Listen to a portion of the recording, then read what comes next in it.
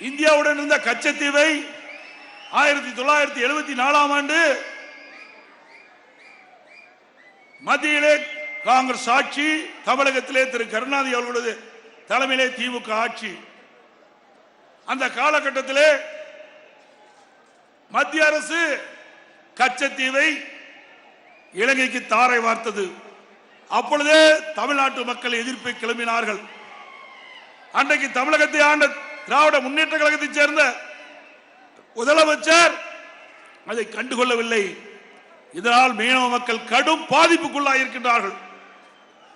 நம்முடைய மீனவ நண்பர்கள் அந்த பகுதியிலே மீன் பிடித்துக் கொண்டிருந்தார்கள். அதுவும் இழந்து விட்டார்கள்.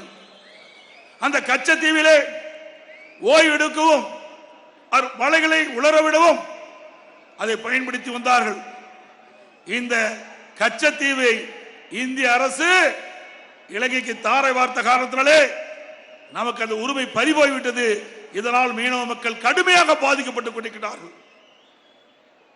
இன்றைக்கு நம்முடைய மீனவ நண்பர்கள் மீன்பிடிக்க செல்கின்ற பொழுது இலங்கை கடற்படைகள் அவ்வப்போது அவர்கள் கைது செய்யப்பட்டு சிறைப்பிடிப்பது தொடர்ந்து வாடிக்கையாக இருந்து கொண்டிருக்கிறது. அது மட்டுமல்ல, நம்முடைய மீனவர்களுடைய உடைமைகளை சேதப்படுத்துகிறார்கள், வலைகளை சேதப்படுத்துகிறார்கள். அவர்கள் பிடித்த மீனை கடலிலே கொட்டி அவர்களை நஷ்டத்துக்கு ஆளாக்கின்றார்கள். இந்த நிலையெல்லாம் மாற வேண்டும் என்று சொன்னால் மீண்டும் கச்சத்தீவை இந்தியாவுடன் இணைக்கப்பட வேண்டும். அப்படி இணைத்தால்தான் நம்முடைய மீனவ மக்களுடைய துன்பங்கள் அகலும்.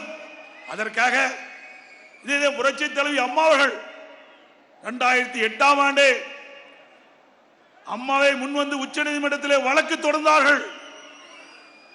இந்த கச்சத்தீவு இந்திய பாராளுமன்றத்தினுடைய அனுமதி பெறாமல் கச்சத்தீவை இலங்கைக்கு தாரை வார்த்தது தவறு என்று அதை மத்திய அரசு திருப்பப்பட வேண்டும் என்று உச்ச நீதிமன்றத்திலே 2008ஆம் ஆண்டு வழக்கு தொடர்ந்தவர் நம்முடைய இதயம் புரட்சி தலைவி அம்மா திரு ஸ்டாலின் அவர்களே.